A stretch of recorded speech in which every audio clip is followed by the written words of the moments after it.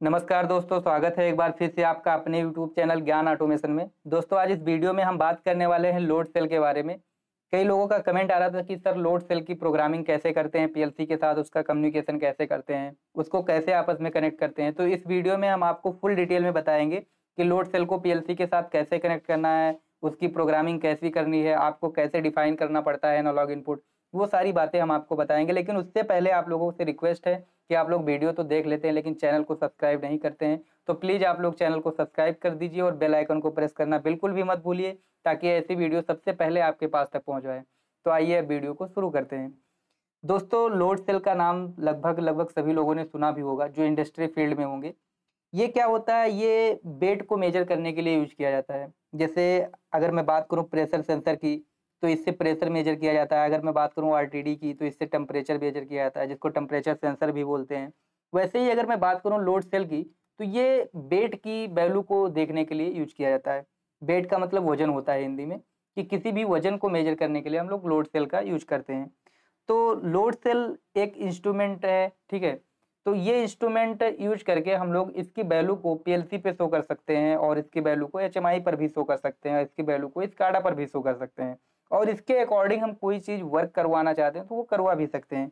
कि जैसे मान लीजिए बड़ी बड़ी फैक्ट्रियाँ होती है जहाँ पे रेसिपीज पे बहुत सारा प्रोग्राम बनता है, वहाँ पे लोड सेल लगे होते हैं कि इतना केजी ये मटेरियल जाना चाहिए, इतना केजी ये मटेरियल जाना चाहिए। उस अकॉर्डिंग जब मिक्सिंग होता है तो वहाँ पर लोड सेल बहुत ज़्यादा यूज किया जाता है, क्योंकि वहाँ पर वेट करना होता है। तो इस लोड सेल की वैल्यू जो है पीएलसी पे कैसे लेते हैं, कैसे हम डिफाइन करते हैं, वो सारी बातें हम लोग सीखेंगे। अभी आप देख सकते हो कि यहाँ पर हमने एक इमेज डाला है, जिसमें यहाँ पर आपको एक छोटा सा लोड सेल दिख रहा होगा। ये 0 to 10 केजी का तक का लगभग मेजर कर सकता है, ठीक है। इसकी भी एक कैपेसिटी होती है। बड़े बड़े लोड सेल भी आते हैं, क्योंकि जिस अकॉर्डिंग आपको वजन करना है उसके अकॉर्डिंग आप लोड सेल लेंगे। आप देखोगे तो यहाँ से एक केबल गया हुआ है, जो कि पीएलसी की एनालॉग इनपुट पे कनेक्ट हुआ है। जैसे कि मैंने पहले भी वीडियो में बताया है आप लोगों को, कि जो हमारा एनालॉग इनपुट होता है वो या तो 0 to 10 वोल्ट के फॉर्म में होगा, या 0 to 5 वोल्ट के फॉर्म में होगा, या 4 to 20 मिली एम्पियर होगा, या हो सकता है 0 to 20 मिली एम्पियर हो। इन सब फॉर्म में हो सकता है, ओके। तो ये जो लोड सेल है, इसमें भी दोनों तरीके से आता है। हो सकता है कि कोई लोड सेल आपको 0 to 10 वोल्ट दे रहा हो, कोई लोड सेल आपको 4 to 20 मिली एम्पियर दे रहा हो। ये डिपेंड करता है उसके कॉन्फ़िगरेशन पे।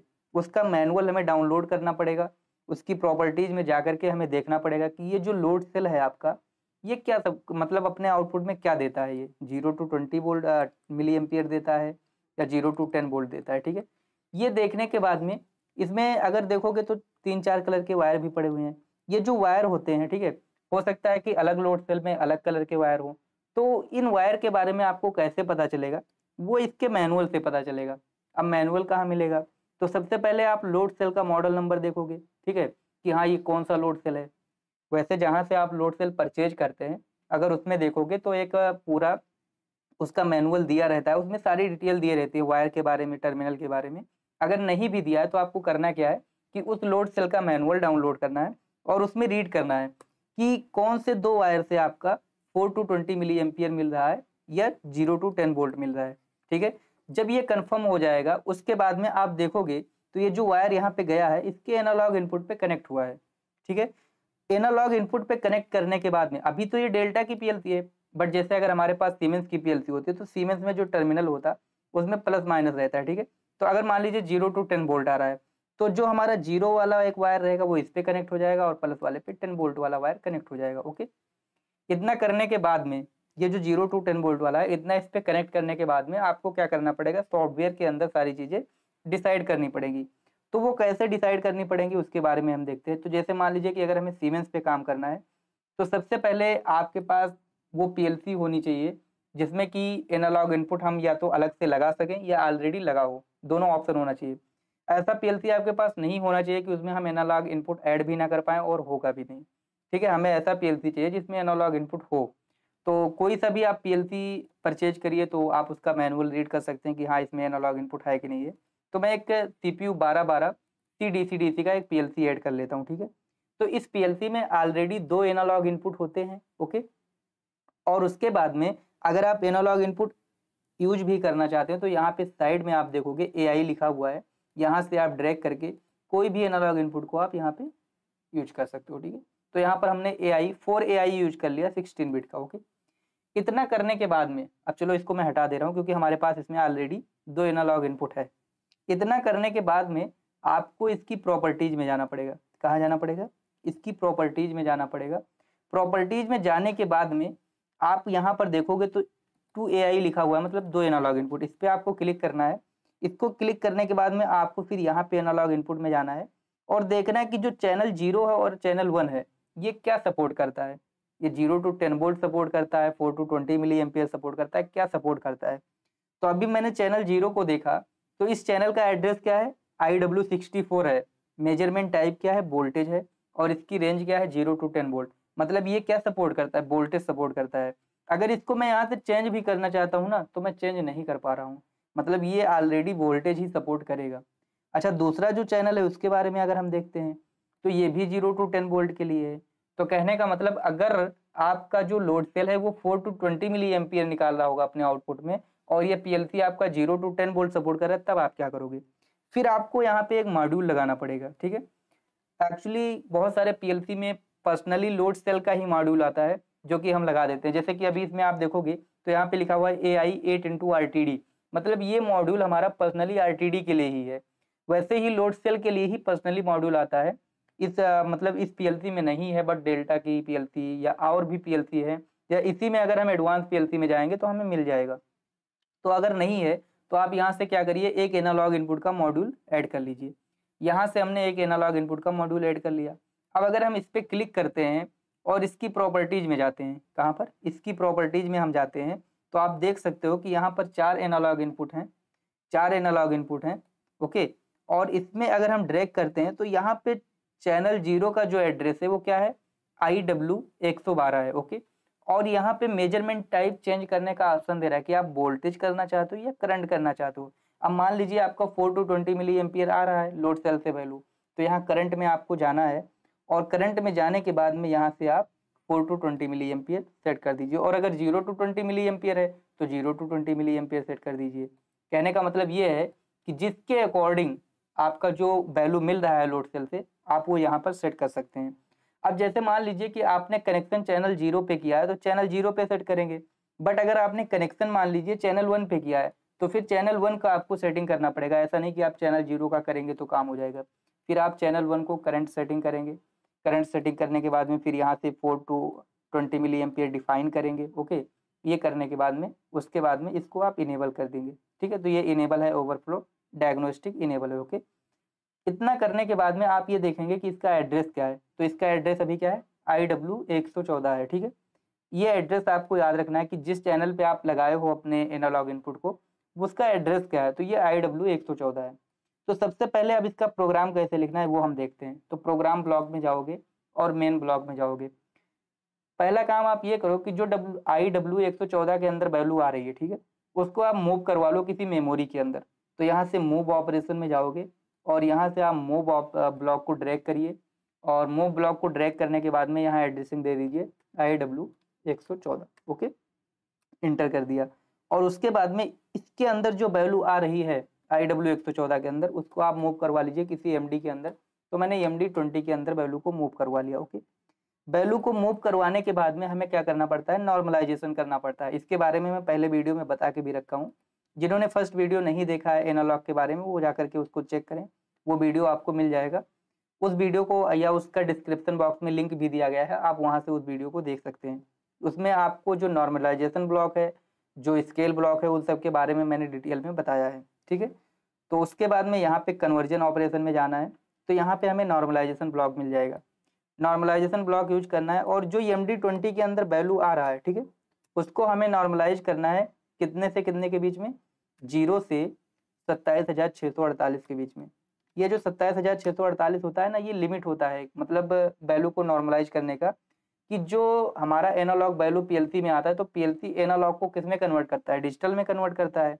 तो कहने का मतलब अगर PLC में 0 वोल्ट जा रहा है तो वो वैल्यू 0 भेजेगा, बट अगर पूरा 10 वोल्ट चला गया या पूरा 20 मिली एम्पियर चला गया तो कितना वैल्यू भेजेगा? 27,648 वैल्यू भेजेगा। तो ये डबल इंटीजर से आपका रियल नंबर में कन्वर्ट हो जाएगा और इस वैल्यू को हम सेव कर लेंगे किसी MD के अंदर। तो मैंने MD30 के अंदर सेव कर लिया, ओके। तो ये इधर आ गया है, इसको यहाँ पे MD30 के अंदर हम सेव कर लेते हैं। उसके बाद में जो वैल्यू नॉर्मलाइज होगी उसको हम अपने अकॉर्डिंग स्केल कर लेंगे। क्या करेंगे? अपने अकॉर्डिंग हम स्केल कर लेंगे। तो जैसे मान लो कि मुझे 0 से 100 kg देखना है, तो मैं यहाँ से 0 दे करके मैक्सिमम और 100 दे दूंगा। ओके, और उसके बाद में वैल्यू जो MD30 के अंदर आ रही है, ओके, उस वैल्यू को हम स्केल करके कहाँ ले लेंगे? MD40 के अंदर ले लिया हमने, मान, ठीक है। तो यहाँ पे जो फाइनली आपका वैल्यू होगा वो MD40 के अंदर शो होगा। ओके, तो यहाँ से मैं डाउनलोड कर देता हूँ इसको, और डाउनलोड होने के बाद में जो वैल्यू इस IW114 के अंदर आएगा तो उस वैल्यू को वो नॉर्मलाइज करके स्केल करके आपको MD40 के अंदर दे देगा। अब जब ये MD40 के अंदर वैल्यू मिल गया तो इस MD40 का यूज करके आप जो चाहो वो कर सकते हो। जो चाहो वो करने का मतलब ये है कि आप उसको स्काडा पे भी शो कर सकते हो, आप उसको HMI पर भी शो कर सकते हो। जिन्होंने भी हमारा पिछला सेशन देखा है उनको ये सारी बातें समझ में आ रही होंगी कि अगर कोई भी वैल्यू किसी भी मेमोरी के अंदर सेव हो गई, MD40 के अंदर ही नहीं, किसी भी MD के अंदर, MD50, MD60, तो अगर उसके अंदर वैल्यू सेव हो गई तो हम उसको HMI पे, स्काडा पे या किसी अदर वेंडर्स के भी HMI और स्काडा पे हम उसको शो कर सकते हैं। ओके, तो अभी मैंने इसको डाउनलोड कर दिया है, और डाउनलोड करने के बाद में फिर आपको इसको मॉनिटरिंग मोड में ऑन करना है। ओके, तो यहाँ से लोड कर दिया। लोड करने के बाद ये जो नो एक्शन आता है इसको स्टार्ट मॉड्यूल करना रहता है, इसको फिनिश कर देना रहता है। इतना करने के बाद में यहाँ से आप मॉनिटरिंग मोड ऑन कर लीजिए। ओके, तो अभी क्या है कि अभी एक्चुअल में हम सारा काम सिमुलेशन में कर रहे हैं। हमारे पास तो यहाँ IW जो 114 इसमें कोई वैल्यू तो आ नहीं रहा होगा, और इसमें हम कोई वैल्यू डाल भी नहीं सकते। जैसे 112 अगर मैं डाल भी रहा हूँ तो यहाँ पे वैल्यू ये एक्सेप्ट नहीं करेगा, क्योंकि ये IW114 जो है ये हार्डवेयर का एड्रेस है। ठीक है, तो अभी हम ये मानते हैं कि IW114 जो एड्रेस भेजेगा वो मूव होकर के कहाँ जाएगा? MD20 के अंदर। तो हम MD20 के अंदर अपना खुद से एक वैल्यू डालते हैं, कोई भी एक वैल्यू हम डालते हैं।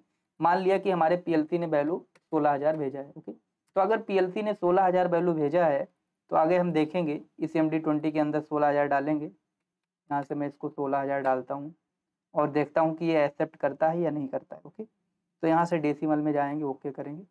तो अभी ये 16,000 इसलिए नहीं एक्सेप्ट करता है क्योंकि ये ऑलरेडी 0 यहाँ से मूव करवा रहा है MD20 के अंदर। ओके, तो जब भी आप ऐसे समझो कि जब भी 114 के अंदर कुछ वैल्यू आएगा MD20 के अंदर, तो वो वैल्यू नॉर्मलाइज होकर के हमें यहाँ फाइनली मिल जाएगा। तो अभी मैं IW114 जो है इसको हटा देता हूँ। इसके जगह पे मैंने मान लिया कि IW114 के जगह पे मैंने MD60 ले लिया। तो जो वैल्यू IW114 में आ रहा था उस वैल्यू को मैं यहाँ पे खुद डालूंगा, क्योंकि अभी एक्चुअल में हमारे पास हार्डवेयर नहीं है, हम सिमुलेशन पे काम कर रहे हैं। तो यहाँ से मैं कुछ वैल्यू खुद से डालता हूँ। मैंने डाल दिया मान लो 15,000। ओके, और इंटर कर दिया। तो अभी 15,000 वैल्यू मैंने डाला, तो आप यहाँ पे देख सकते हो कि आपको यहाँ पे कुछ वैल्यू मिल रहा होगा। तो इसको मैं क्या करता हूँ कि डेसिमल में कर देता हूँ। ठीक है, तो यहाँ डिस्प्ले फॉर्मेट में जाना है, टैग में जाना है और इसको डेसिमल में करना है। तो अभी वैल्यू इसमें 3.11 करके इधर आ रहा था। ठीक है, और इस MD40 में कुछ वैल्यू अभी यहाँ पे आया है। ओके, और इसको भी मैं कर लेता हूँ डेसिमल में। तो यहाँ डिस्प्ले फॉर्मेट में जाना है और यहाँ से भी डेसिमल में कर देना है इसको। ठीक है, और ये रियल नंबर है, रियल से फिर डबल इंटीजर में कनेक्ट हुआ है। तो ये जो 3.11 वैल्यू MD30 के अंदर आया है, और फिर इस वैल्यू को इसने क्या किया कि इधर डबल इंटीजर में चेंज कर दिया। अच्छा, इधर से मैं कुछ वैल्यू डालता हूँ इसके अंदर, जो हमारा MD20 है इसके अंदर मैं वैल्यू डालता हूँ कुछ। यहाँ से दोबारा वैल्यू भेज दिया मैंने, भेज दिया मान लो 1700 भेज दिया या 17,000 भेज दिया। लेकिन 17,000 जो मैं भेजूंगा किस में भेजूंगा? डेसिमल में भेजूंगा। किसमें? डेसिमल में भेजूंगा, क्योंकि अगर हेक्स में वैल्यू 17,000 भेजूंगा तो वो 27,648 से ज़्यादा चला जाएगा। ठीक है, तो मैंने वैल्यू 17,000 भेज दिया। अब अगर मैं यहाँ से 17,000 वैल्यू भेजता हूँ तो आप देखोगे कि यहाँ पे वैल्यू आपको कितना मिल रहा है? 61 मिल रहा है। कितना मिल रहा है? 61 मिल रहा है, मतलब 61 kg आ रहा है। और अगर वैल्यू ये मैं यहाँ से पूरा 27,648 भेज देता हूँ, क्योंकि हाईएस्ट वैल्यू कितना आएगी? 27,648 आएगी जब एनालॉग से डिजिटल में कन्वर्ट होगा। और वो क्या होगा? वो डेसिमल में आएगा 27,648। तो यहाँ पे 27,648 को हम लोग ओके कर देते हैं। तो अगर 27,648 पूरा पूरा जा रहा है तो आप यहाँ पे देखोगे वैल्यू 100 मिल रहा है आपको। तो इस तरीके से अगर आप इसको 0 से 10 के बीच में स्केल करोगे तो जब आप 27,648 भेजोगे तो ये 10 kg दिखाएगा आपको। मतलब जितना kg आपको दिखाना है उसके अकॉर्डिंग आपको क्या करना पड़ेगा? इसको स्केल करना पड़ेगा उसके अकॉर्डिंग। तो ये सारी बातें होती हैं। अब जैसे कि MD40 के अंदर वैल्यू आ गया, अब इसको आपको अगर HMI पे दिखाना है तो बस सिर्फ आप इसको कॉपी कर लीजिए टैग को और HMI पे पेस्ट कर दीजिए। अब अगर मान लो कि इस MD40 से तुम्हें कोई काम करवाना है। जैसे मान लो कि अगर वैल्यू 10 kg आ जाए तो एक मशीन ऑन हो जाना चाहिए। तो अगर वैल्यू 10 kg आए, एक मशीन ऑन होना है, तो आप क्या कर सकते हो, आप यहाँ से एक कंपेरिजन ब्लॉक ले सकते हो। कंपेरिजन ब्लॉक मैंने आपको पढ़ाया भी है, अभी पिछला क्लास हमारा वही चल रहा था। तो यहाँ से कंपेरिजन ब्लॉक ले सकते हैं। तो जो वैल्यू MD40 के अंदर आ रहा है, तो यहाँ से आप MD40 ऑन करिए। और जैसे मान लीजिए 10 kg करना, तो मैंने यहाँ पे वैल्यू 10 दे दिया। तो जैसे 10 kg आएगा वैसे ही क्या हो जाएगा, यहाँ से एक मशीन को आप सेट कर सकते हैं, या ऐसे ही नॉर्मली ऑन कर सकते हैं कि जब तक 10 kg रहेगा तब तक मान लीजिए ये मिक्सर मशीन है, ये हमारा ऑन रहेगा। ठीक है, इस तरीके से अब अगर आपके पास वैल्यू आ गया तो आप बहुत कुछ काम करवा सकते हो, ऐसा बात नहीं है। तो मुझे उम्मीद है कि आपको इसके बारे में थोड़ा सा तो आइडिया लगा ही होगा कि कैसे इसका प्रोग्रामिंग करना है।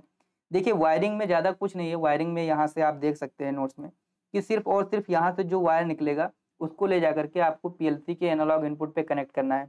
लेकिन पर्सनली मैं वायर इसलिए नहीं यहाँ पे कोई वायरिंग बता रहा हूँ, आपको इसका मैनुअल देखना पड़ेगा। और मैनुअल में ये देखना पड़ेगा, जैसे इसमें 4 वायर लगे हैं तो आपको ये देखना पड़ेगा कि हाँ कौन सा वायर इसमें 0 to 10 वोल्ट का है या 4 to 20 मिली एम्पियर का है, जो भी हमारा आउटपुट में मिल रहा है उन्हीं 2 वायर को ले जा करके आपको PLC के एनालॉग इनपुट पे कनेक्ट कर देना है। बाकी कुछ करना ही नहीं है। ठीक है, बाकी लोड सेल में जो सप्लाई वगैरह देना है उसके लिए उसके मैनुअल में दिया रहता है। तो पर्सनली PLC में कनेक्ट करने के लिए हमें सिर्फ 2 वायर की जरूरत पड़ेगी, जो इसके एनालॉग इनपुट बाहर निकाल रहा है लोड सेल का, और उसको हम PLC पे कनेक्ट कर देंगे। उसके बाद में जो भी करना है हमें प्रोग्रामिंग के अंदर करना है। तो मुझे उम्मीद है कि आपको इसके बारे में थोड़ा सा आइडिया लगा भी होगा, और अगर आपको वीडियो थोड़ा सा भी पसंद आया होगा तो प्लीज़ वीडियो को ज़्यादा से ज़्यादा शेयर करना और वीडियो को लाइक करना बिल्कुल भी मत भूलना। जय हिंद, जय भारत।